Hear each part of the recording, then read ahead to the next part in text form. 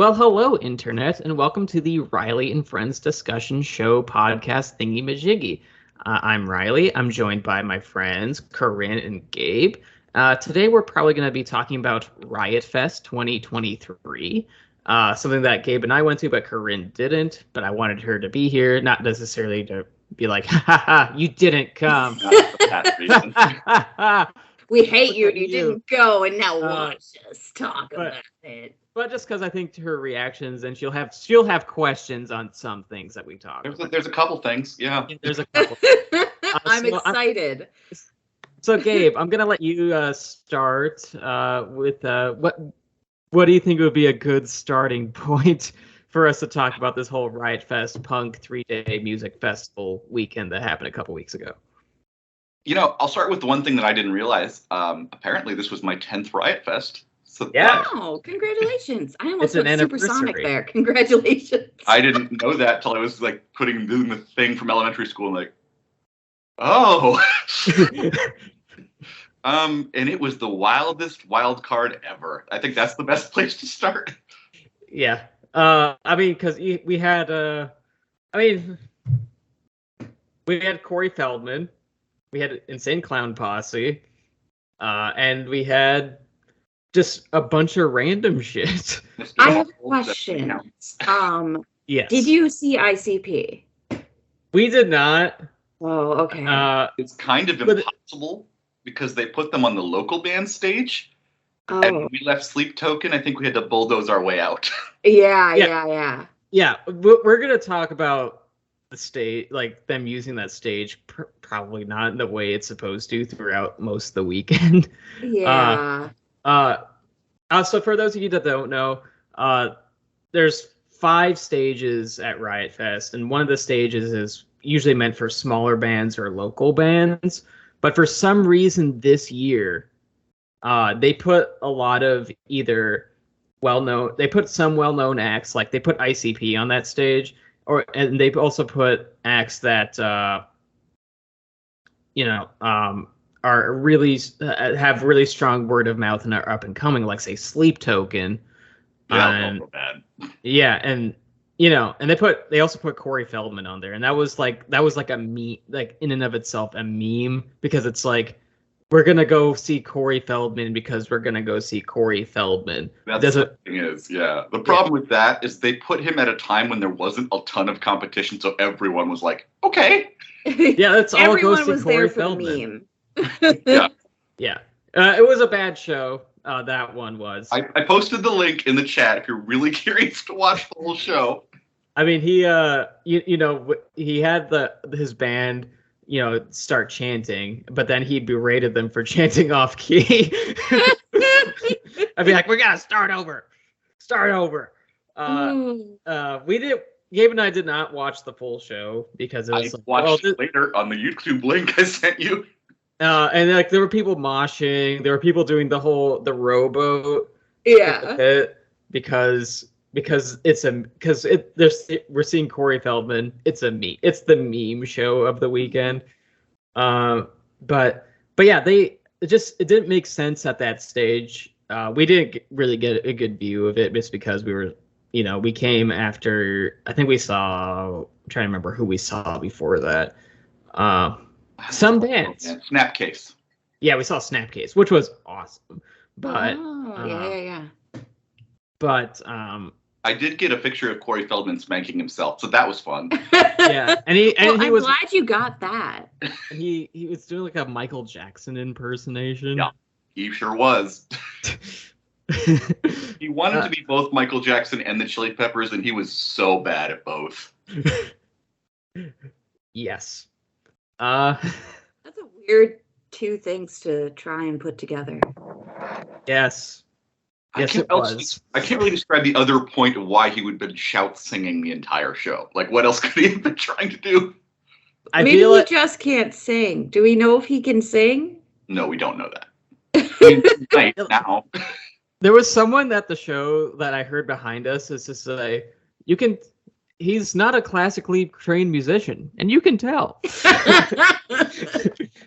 I love critique like that. Understatement of the year. Oh, I love that. That is Corey Feldman. What I really wonder is if we're not helping by making him see these giant mosh pits. Like, he's probably thinking, oh yeah. I'm good.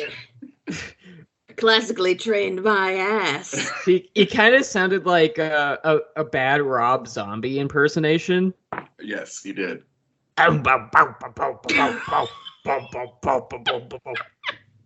Okay, and so that plus some bad Michael Jackson dance moves is basically what it was. Oh, see, like, I kind of feel bad because I don't think he knows he's a meme. Oh, I know he doesn't know. And because, like, there are bands that are clearly meme and joke bands, and I love a good joke band. I love a good comedy musician, but they're in on the joke. Like, there's a guy who sounds like if Bob from Bob's Burgers had a band, and he's actually pretty good, but he like calls himself Dark Bob basically because he sounds like Bob from Bob's Burgers. Dude, that's great though. Yeah, and it's amazing, and like his music's pretty good, but he also knows he sounds like Bob from Bob's Burgers. And you know, there's just so many great comedy bands and artists. Like Tom Cardy's had some bangers lately. I don't know if you heard the Pluto song, but it was really good. No, I have not. I know of a lot of bands like that though. You've got like Metallici, it's like the mariachi Metallica band. Yes. I recommend looking up Tom Cardy. Very funny.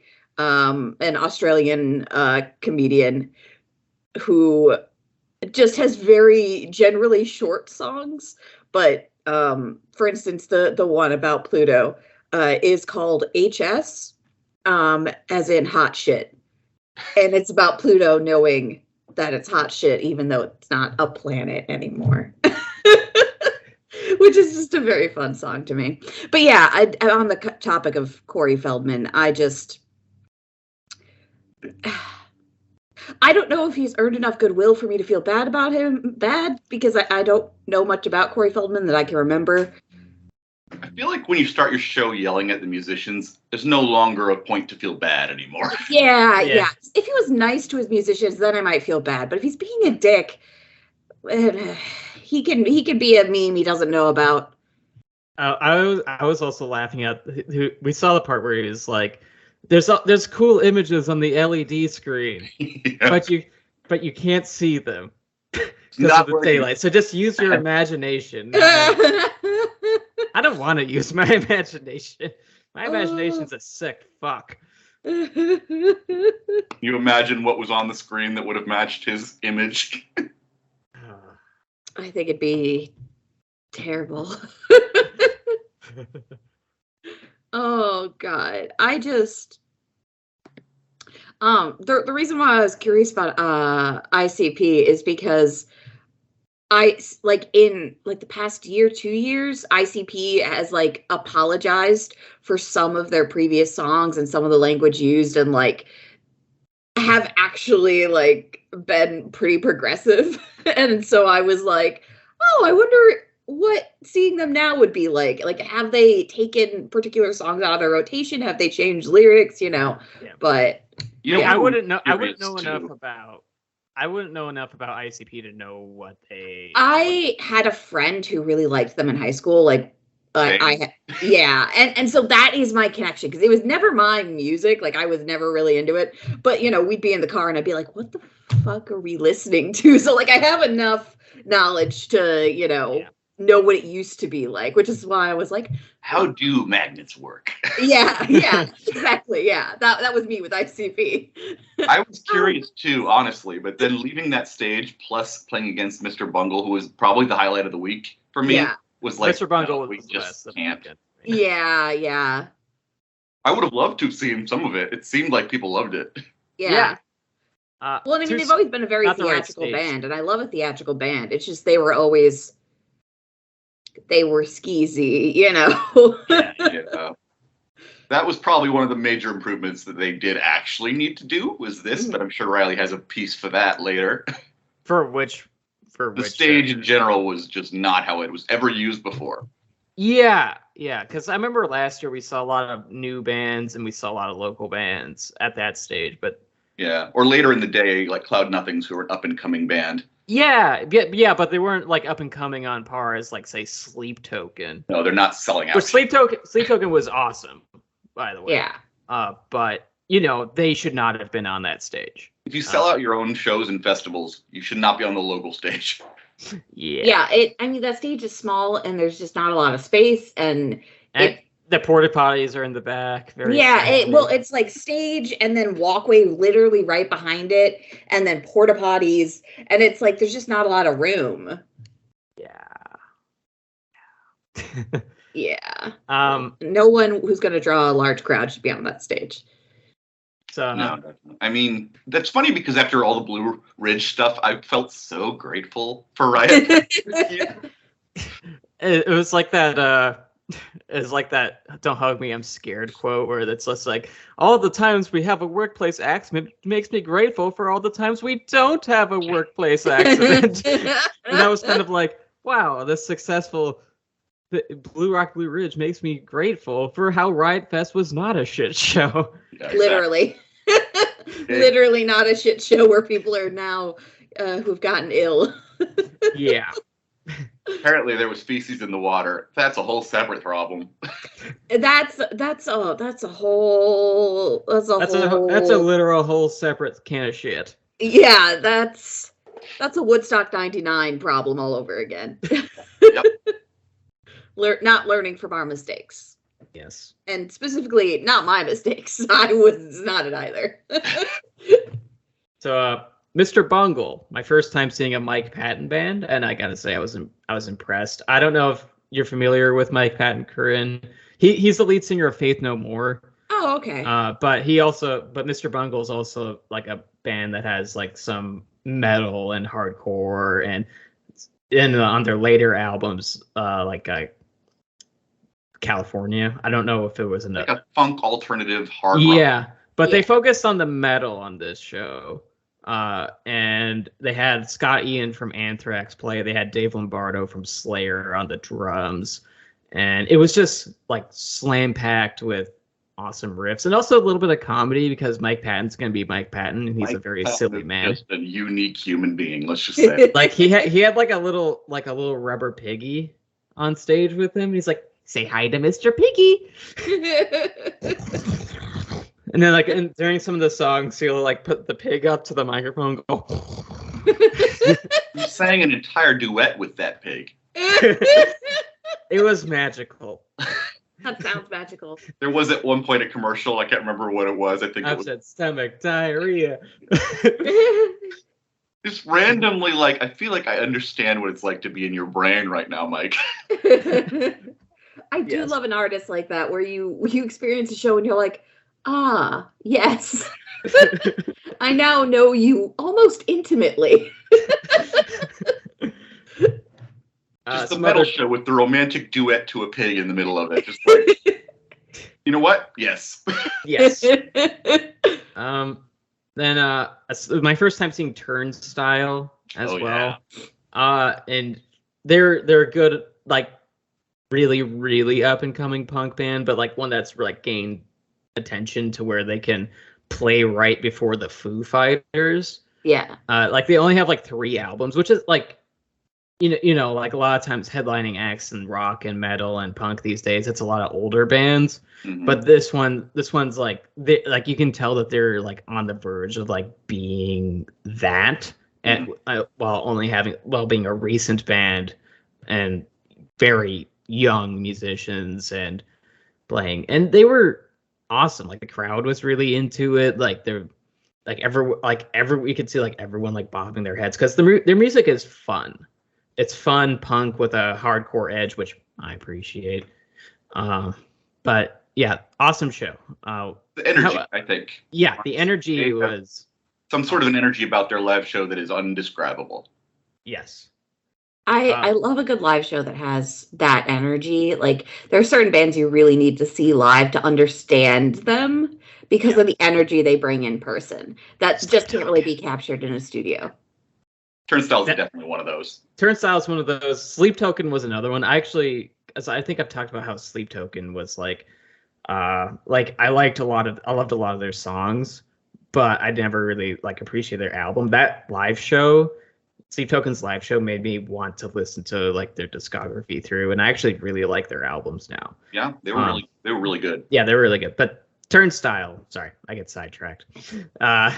Just so much fun. That was probably my second favorite show of the weekend. I would agree. Behind Mr. Bungle. First two, yeah.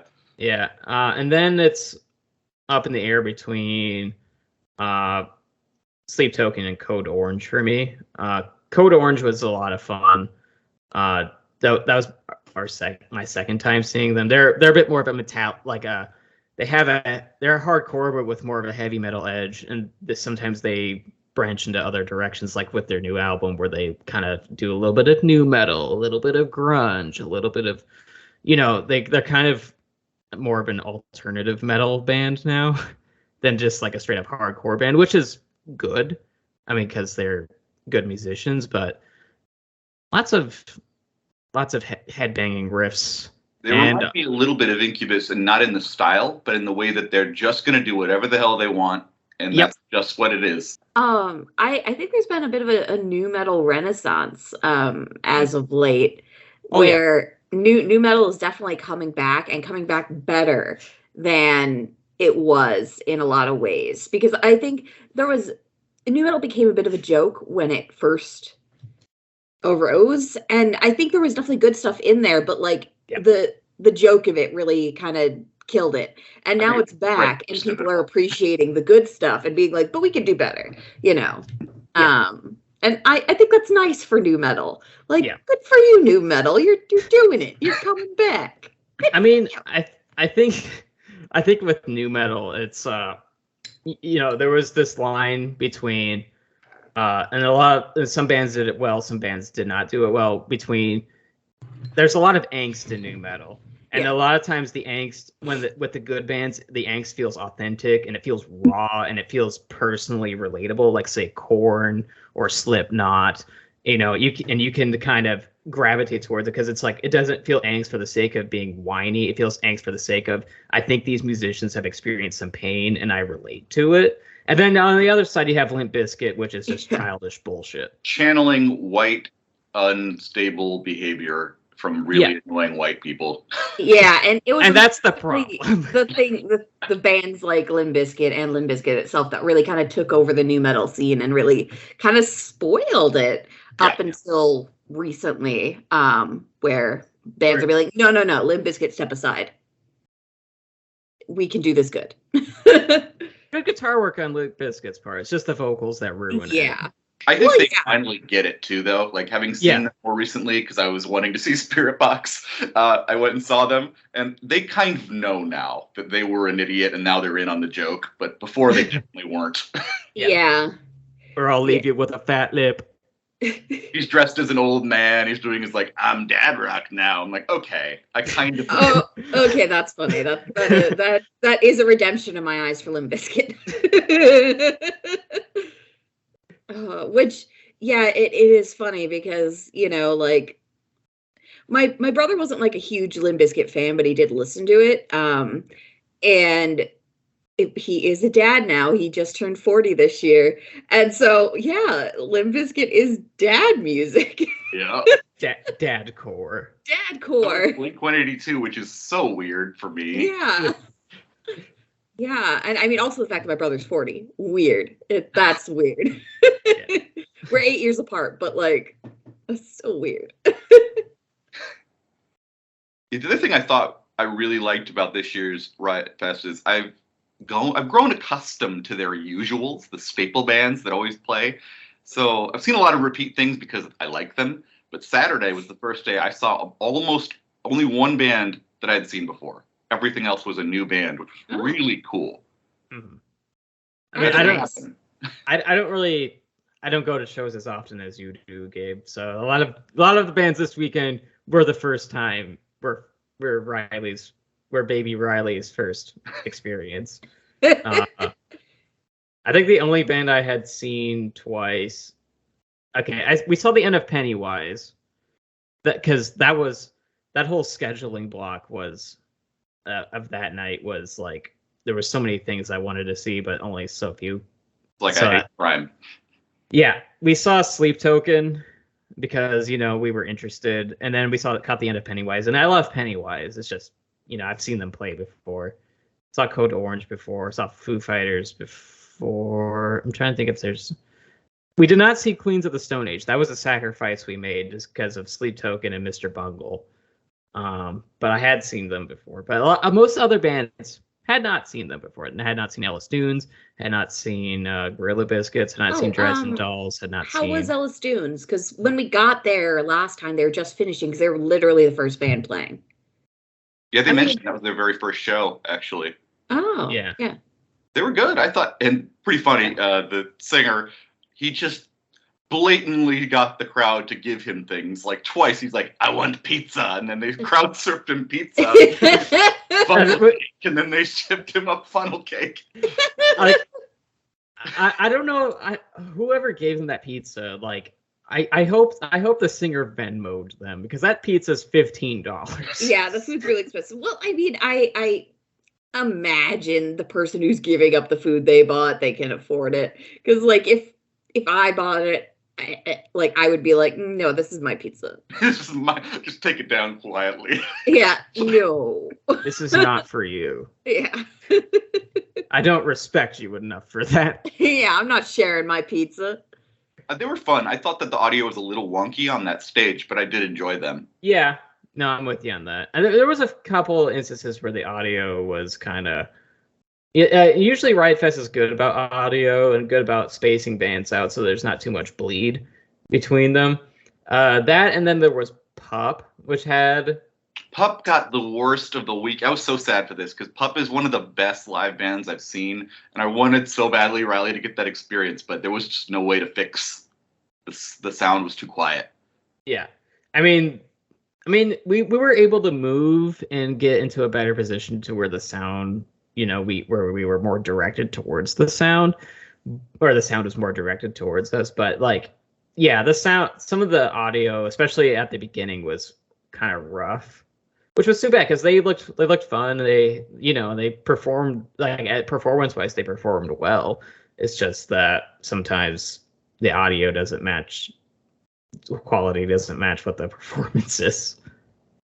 That's always a bummer because with live shows, like if you mess up the audio, or if you have two bands too close together, or if you have, one really loud band with a band that's a little quieter, like the bleed, that's always such a hard thing. And I've definitely experienced that before.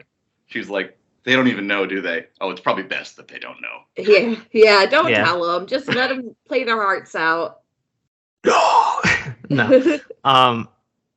Trying to think. Those were the only two times I really noticed bad audio. Was Pup was the worst one, and then I noticed it was kind of hard to hear some of what the singer was singing when we saw LS Dunes. Yeah. No, I'm with you on that. Everything else sounded pretty good. Yeah, everything else was pretty spot on. No other issues on that front. Sorry, I'm trying to think of. I had something I wanted to say, but then it escaped my brain. We also got to see the 82-year-old George Clinton perform with Parliament, which was certainly something. Yes. An 82-year-old at Riot Fest, just kind of like Jerry Lee Lewis when he was there. Yeah, I was about to say, it's giving me Jerry Lee Lewis vibes. I did know that. There was 21 people on stage. There was at least 3 Slipknots on stage. It's funny because he's a genius. He does so little during the show, and he doesn't need to do anything. Yeah. Because his band is great. Yeah. I just want to say, I've been staring at this the entire time behind you, Gabe. Dolly Parton?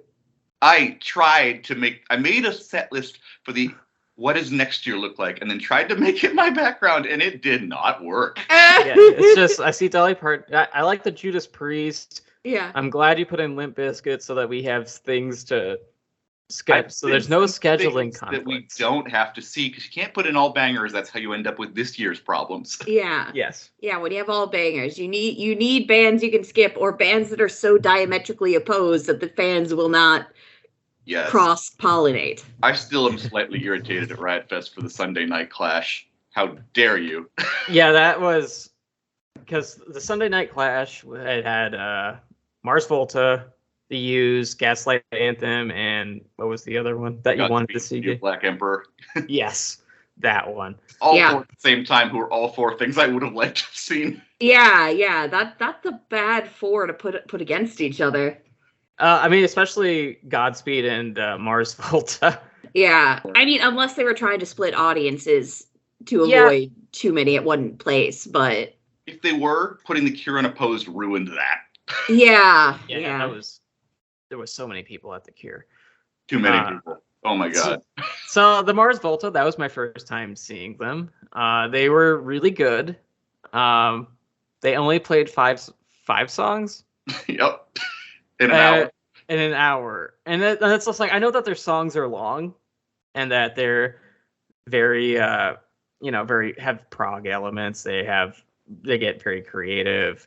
But like at the end, like a part of it was stretched out with a 10-minute like solo of was it a guitar solo? Was it a clarinet? Like I was making it was like a skinny saxophone. Is it like a tenor sax, I think, or no, a soprano sax, or whatever the skinny long saxophone is. Like 15 minutes. It was like 10 over 10 minutes of just that. Just sex. And I was just starting to make Squidward jokes. I was making. I think a decision was made where they're like, do we try and fit in another song? Yes. Or do we just play the saxophone for 15 minutes? We made that exact comment. That was the joke. I really don't want to play another song. Like, this band is so self-indulgent, and that's partially why they're good, but also, what the fuck? Why are you playing? You have room for at least one more song. Play the song, damn it. But I love how when we were going over to, when that show ended, we were going over to the stage that Godspeed was playing, and then people were leaving Godspeed. They're like, they're still playing the same song. They're similar bands, as I said. Yeah, and that's why I was like, that God Conflict doesn't really make sense because they're so similar in that regard. That Conflict. They're both very proggy. Yeah, why not have one of them play against the Cure? You're gonna Something happened there that I'm not sure. I'm almost curious as to if the Cure directly said, please don't book somebody against us or we won't play, because there's no other reason I could think of. Unless there was someone else who was supposed to be against the Cure that had to drop or something, and then they couldn't find someone else. Like, they couldn't find someone that they thought would, like, make sense against the Cure. Because, I mean, you could put anyone there, really, but, like, Yeah. Yeah. Well, I mean, we got rained. Oh, go ahead, Gabe. I was just going to say probably the same thing you were, but I think Godspeed was a perfect choice. Yeah. Cure. Yeah, they would have been a perfect choice.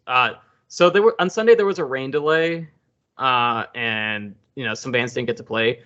But on the up and coming stage, there was one band that was like a local band that was looking forward to playing but couldn't. Couldn't. So they rescheduled them to be during the Cure, and it was pretty good show. It was a metal and hardcore band. I was not expecting much. They were really good. Yeah. So that was kind of like, oh well, now that we have a crowd opposing the Cure, yeah, for at least 30 minutes, and that was they got an encore, which they probably never would have. Yeah. Oh, that's nice. At least the reschedule worked for them. Yeah. I mean, we didn't miss the Cure because we hate the Cure or anything. I've seen them before. And but they're more of a vibey band than one that I like. When I go to a show, I usually like to bang my head and move around, and the Cure is more like. I think it was also due to just the sheer number of people in that area made me want to look around elsewhere. Yeah. Yeah. Well, I mean, it's like the My Chemical Romance problem from last year. Exactly that. Like we went to My Chemical Romance mainly because I needed to go for my own personal reasons. I needed to be in that crowd. I get it. Yeah, but I hated being in that crowd. That was the worst crowd I've ever been in. I mean, the people were nice. That was fine. But it was, just so many people. It was a sea of humanity. And we were constantly, I mean, you know, the band did a great job of stopping and making sure everybody moved backwards. But like, there was like at least 5 people carted out from the front because they passed out or something, you know? Yeah. Yeah. I a lot of that. I don't think anyone passed out that I heard of, but yeah. it was a similar sized crowd, definitely. Yeah. Yeah. Where it's just to see. Well, I think that the thing with The Cure is a lot of the crowd's probably a little older. Yeah. And also the music isn't as, you know, it's less hard rock. You know, it's less, you know, My Chemical Romance has some good guitar work, and they have some heavier elements that I appreciate. And so I think that kind of gets the crowd moving a bit more than, say, something like Cure. That and reuniting. When your favorite band reunites, people kind of lose their shit. Yeah. That's part of it. I'm sure of it. Oh, yeah. Yes. Well, and especially because, like, with My Chemical Romance, it was, you know, it was a lot of people our age who, it was a mixture of people who were our age who listened to them when they were in high school and early college. And then there was the newer fans who, like, were probably, I'd say, Gen Z, maybe a little bit younger, who, like, had listened to them, and, like, I feel like that crowd was the crowd that made it, like, so tumultuous, because it was like there was some crazy super fans who were like, yes, they're back, and then there were some newer fans who were like, I know these people, I'm here for them reuniting. And, you know, I think it was a dangerous mixture. There's an interesting point to be made that Gen Z didn't learn concert etiquette because of the pandemic, and I think I'm starting to agree with it. Yeah, I think there was some of that issue, because concerts didn't happen for quite a while. Which is funny because Death Clock has addressed this in the funniest way. They have the bouncing Mr. Skullhead from the show come up and yell concert etiquette at the fans, which is Just remember to take a shower. Sometime in your life, take a shower. It's like, yes, you know what? Some people need to hear it. Yeah, some people do need to hear it. I think concert etiquette is so important. I have to say, one of the shows where it's always had the best crowd for me. I'm a big fan of Motion City Soundtrack, and they've always had a fantastic crowd. It's one of the few places I've ever fallen at a show, and I was immediately like, I was part of a domino effect where, like, an entire row of people fell down. And everybody around was like, oh no, they fell. And then, like, everybody, we were like lifting everybody up, you know, everything stopped so, like, we could get back up on our feet. And, you know, everybody around the people who fell were like, are you okay? Are you okay? Did you drop anything? You know? And it's very much like, you need concert etiquette. You need live show etiquette, because shit like that happens. Yeah. The entire rows of people get dominoed down. That too, I think. Most metal bands, not like the Metallicas. Yeah. Those don't count. Yeah, those don't count. Yeah. But yeah, like, it's, you know, and there's even, like, pit etiquette, you know. It is someone in the pit who seemingly doesn't want to be in the pit, get them out of there, you know. Yeah. Did someone fall in the pit? Make sure they're okay. Don't let them get trampled. Up. Yeah, get them up. Oh, yeah. It's so important, because someone can really get hurt. I had a fun moment with Motion City actually at Riot Fest. I think it was 2021, first year that brought back after the pandemic, and the band was visibly not practiced and visibly not, like, fully. They were rusty, but it was one of those fun moments. Like, he missed a chord and he goes, we haven't played in 2 years, leave us alone. It was the most humanizing moment I've ever seen. Yeah. Well, and like, you know what? Yes. I've been at Motion City concerts where, because I've been to the shows where they played the full records, like they've done, like, every record, you know, over 2 nights or whatever. I've been to those shows, and sometimes the lead singer will forget words because these are songs he wrote like 20 years ago, and he's practiced a lot, but he'll be singing, and then he's like, wait, no, hold on. You know this, you tell me, what was this line? And it's very funny. He's very charismatic and very able to roll with it when he fucks up, because he does fuck up, and it's very humanizing. Their poster at Riot Fest 2021 just said, "You know who the fuck we are." Yeah. Yeah. Well, I mean, yep, that's good. They're such a giant in like the Midwest pop punk scene, you know. If you like pop punk, if you're from the Midwest, you know. I don't even really like pop punk that much, but I like them. It's just kind of weird and different. Yes, they're like such an outlier, or like the peak performance of it. Like, it's so well done. It's so well done, and they don't really sound like anybody else. Yeah. I think it's them and Sum 41 are about the only two that I like genuinely hold up on. Like, yeah, but these two though. Not all pop punk fans. No, not all of them are like that. I mean, other highlights from this year, I would really like to give credit to the Viagra Boys for being by far the most funny band of the weekend. Yes. That's a good name. The Viagra Boys were awesome. Just because, you know, it's just like this kind of pudgy man. The lead singer's pudgy man with these like tattoos. He just he doesn't have a shirt on. He's just going, chugging beers. Spitting it into the air onto his own face. Just doesn't give a shit, and the performances don't give a shit, and he lived up to that. And they sounded good though, which was they did. Simultaneously, they sound good, but they don't give a shit. Like there's the saxophone player with like the shorts that like the really really small shorts that are riding up him go.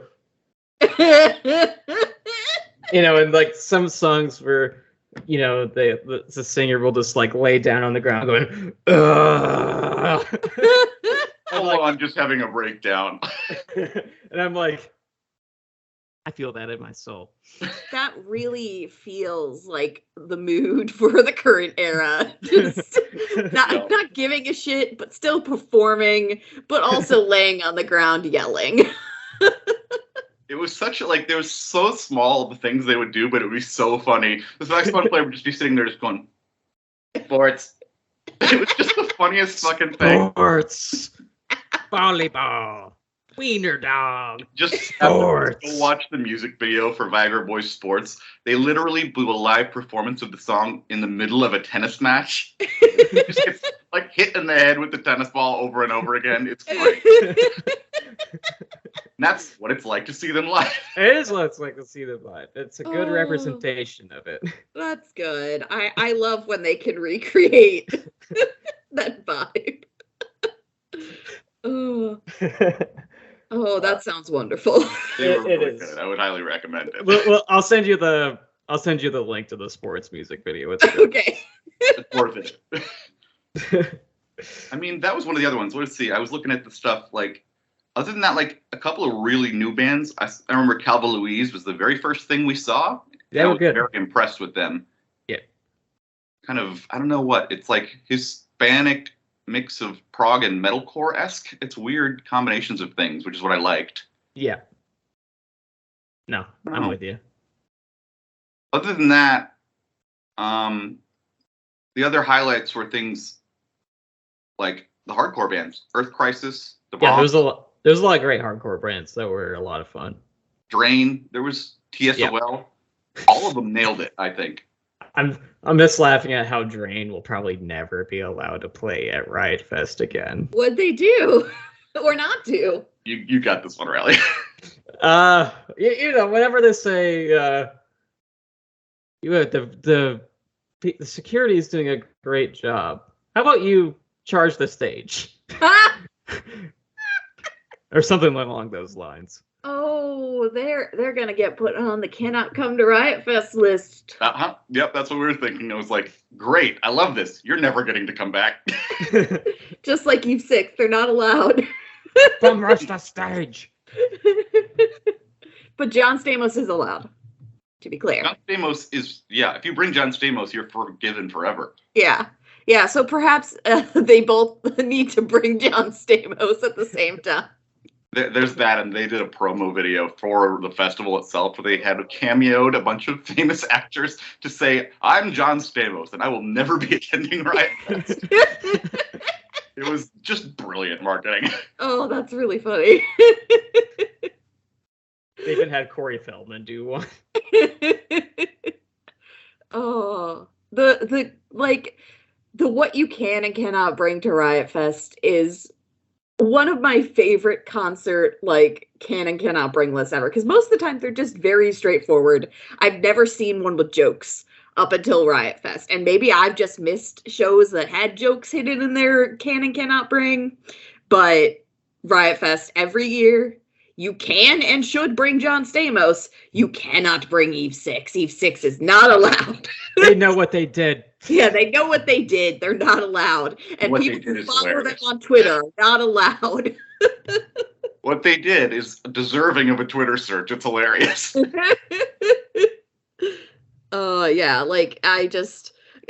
all of that is mixed in with real things you can and cannot bring into Riot Fest, like no glass bottles, no Eve 6, no outside beverages.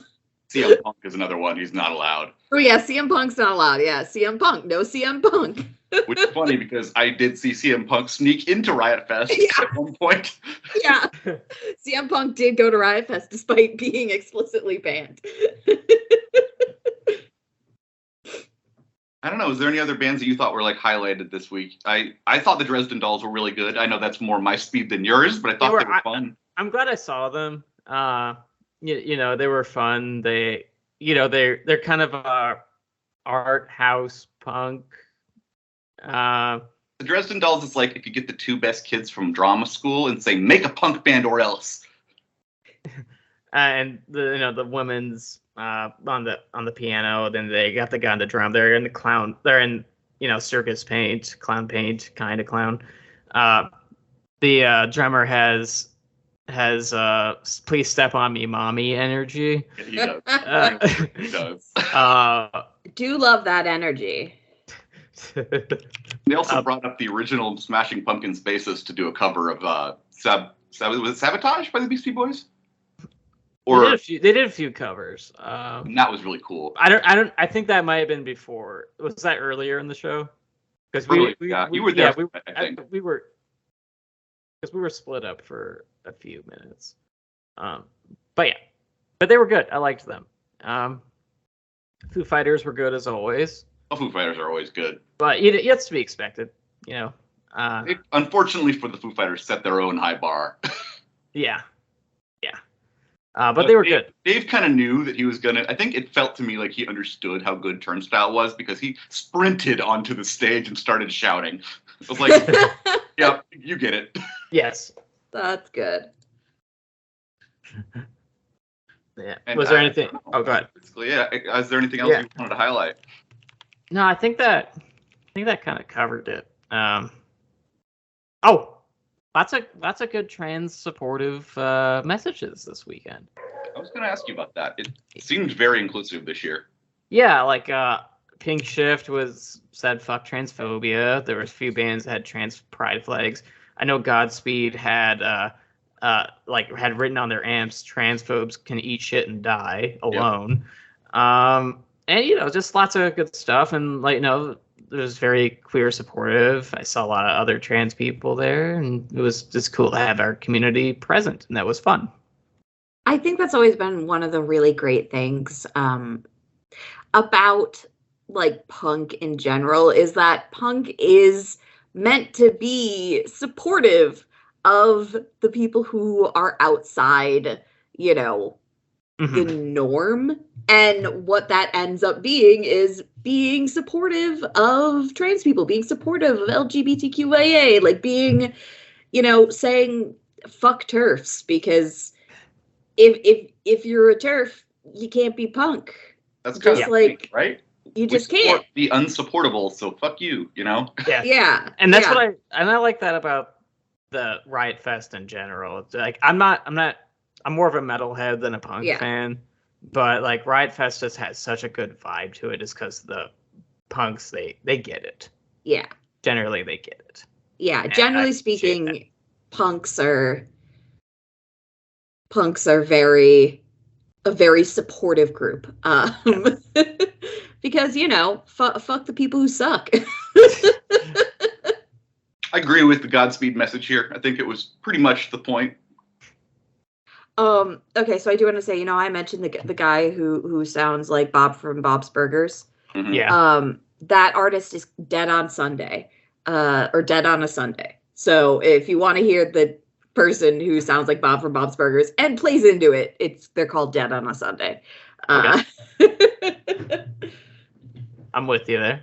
I had to look it up because my friend Cody showed it to me, but I couldn't remember his name, and I'm like, "What is his name?" And it's in the back of your brain, yeah. Yeah, like whoop, it's gone. But yeah, it's Dead on a Sunday. Very theatrical, but also sounds like Bob's from Bob's Burgers started a band. Like that Simpsons, the Neds, all Oakley Dokley band. Yeah. But is Oakley Dokley actually good? I have no idea. I have no idea. It's just the concept that's funny. Yeah, Dead on a Sunday is actually good, like, but also Bob's Burgers. So I wanted to ask, before I read the thing I made, what you guys would wish for next Riot Fest? More metal. More metal. Well, that's always your wish. That's always my wish. Like I'll go to Christmas time. I'll go sit on Santa's lap and go like, I want more metal at Riot Fest. Again, Riley, yes. Yes. There's never too much. Riley, it's the same thing every year. And every year it goes unanswered. It's because you've been a bad girl, Riley.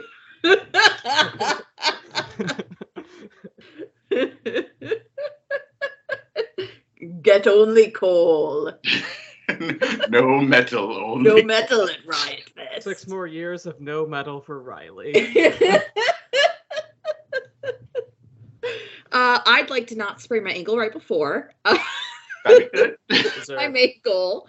I don't know. It's the 20th anniversary next year, so dream big. Ooh, Eye on 20th Fire. Anniversary. Fear Factory. Fear Factory has a new album coming out next year. They can book Fear Factory. They could.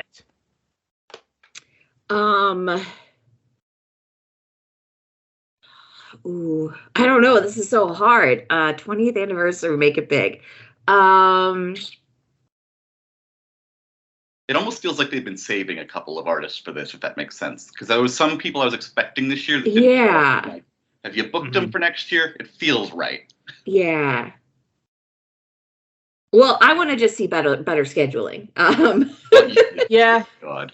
I feel like they need to figure out what they want to do with that 5th stage.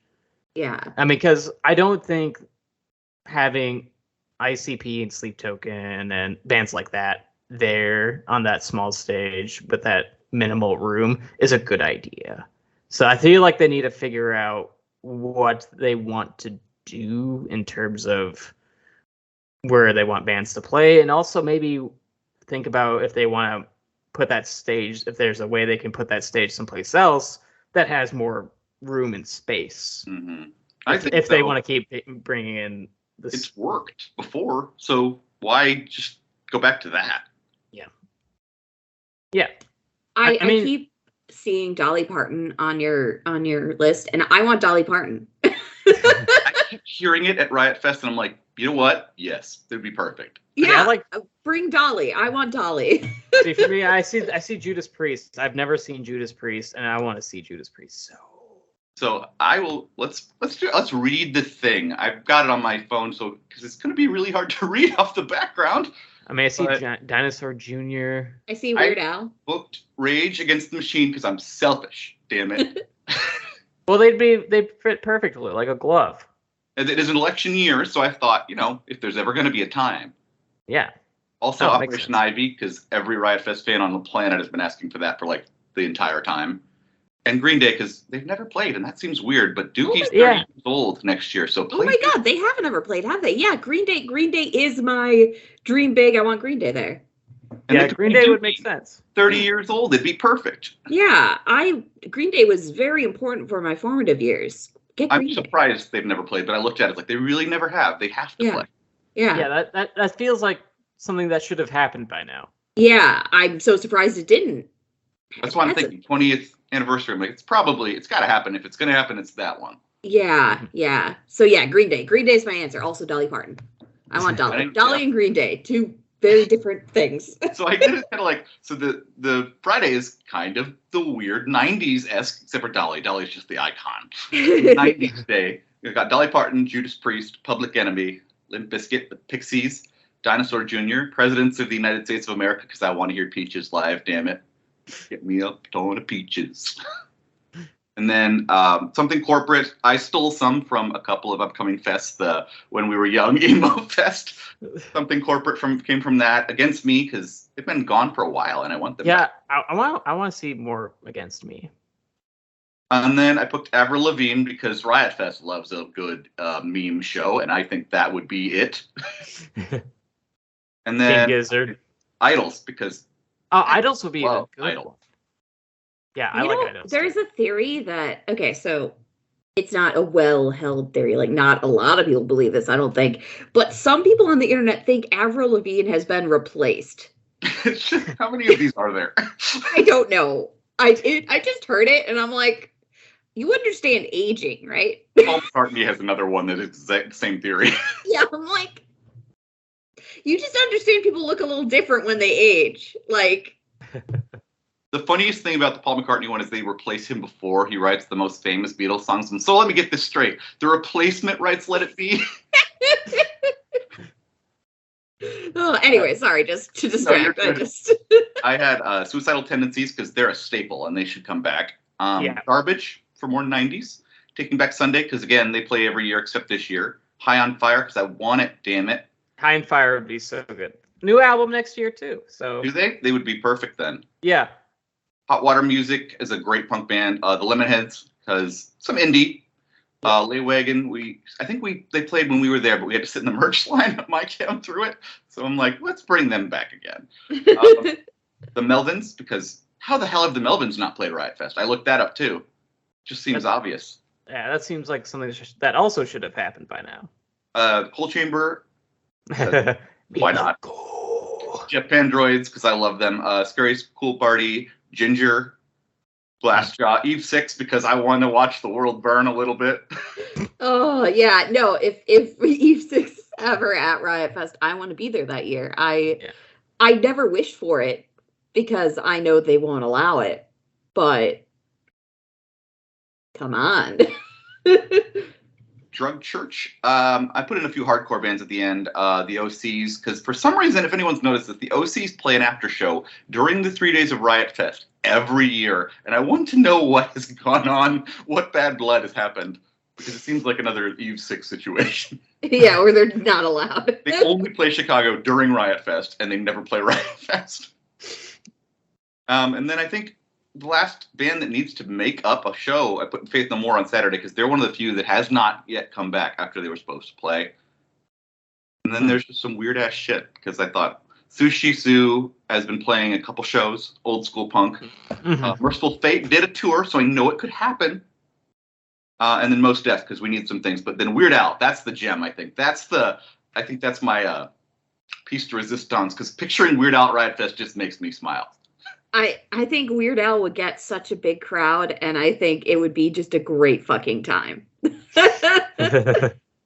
And then meme show. Good show, meme show. Yeah, good meme show. Also King Gizzard and the Lizard Wizard, because if we're gonna be weird, their new album kicked ass.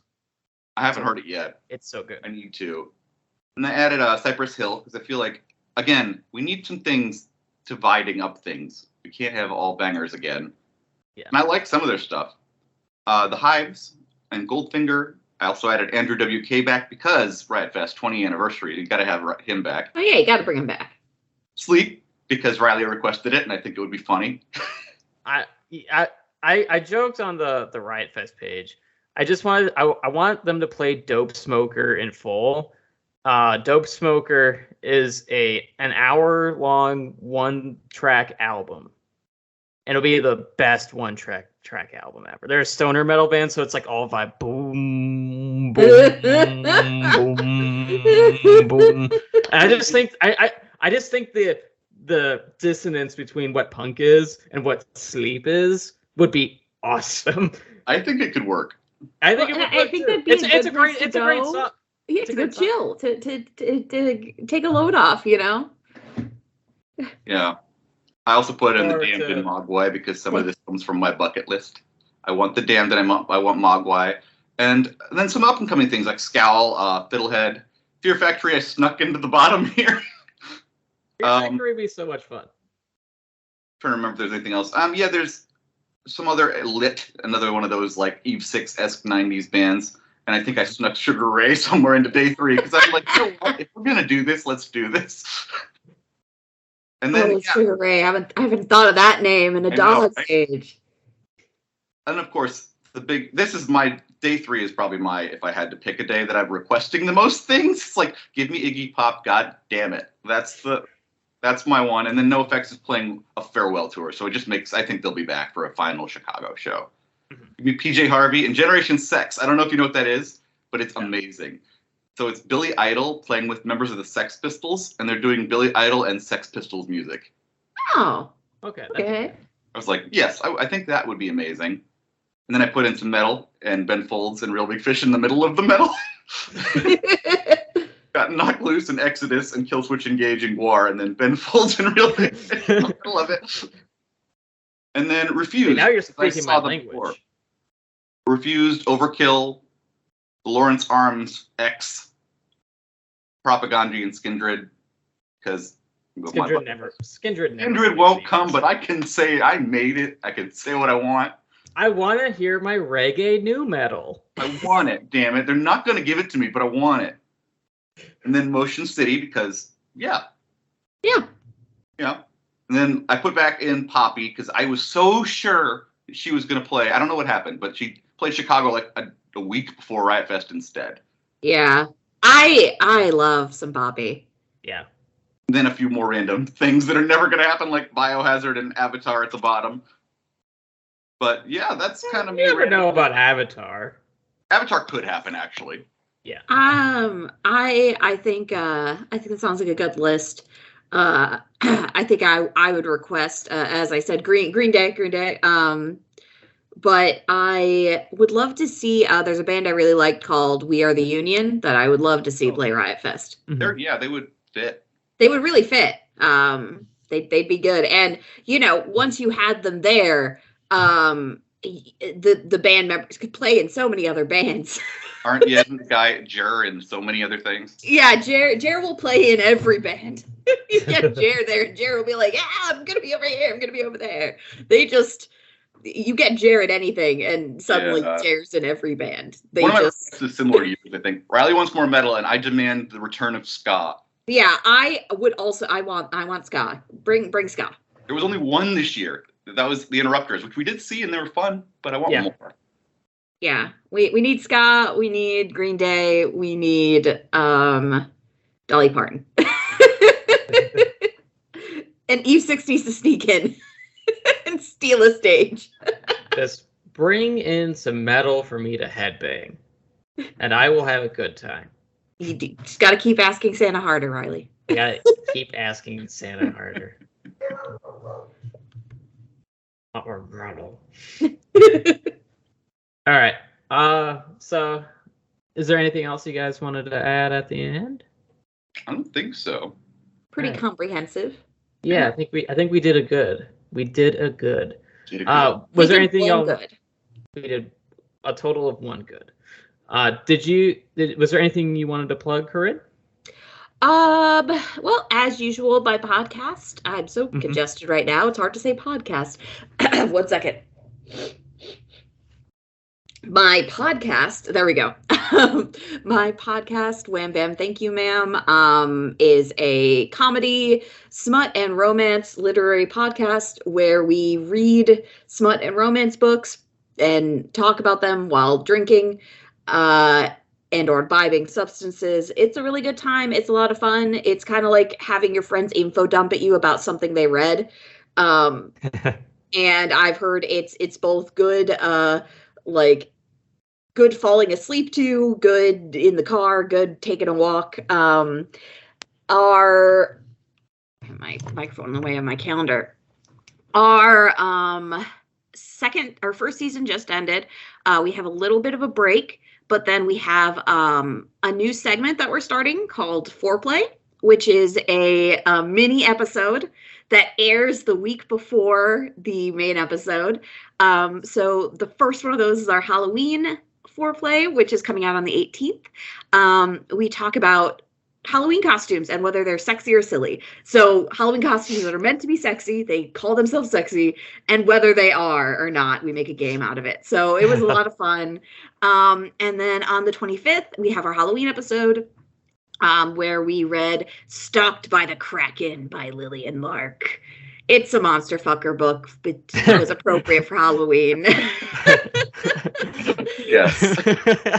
So, get ready for those. Come check them out. Go check out season 1. His season 1 starts out rough because we didn't know what we were doing, but by the time we get to like episode 3, 4, we have a good idea, and I feel like we finished strong. AO. And then officially season 2 starts on the 1st of November.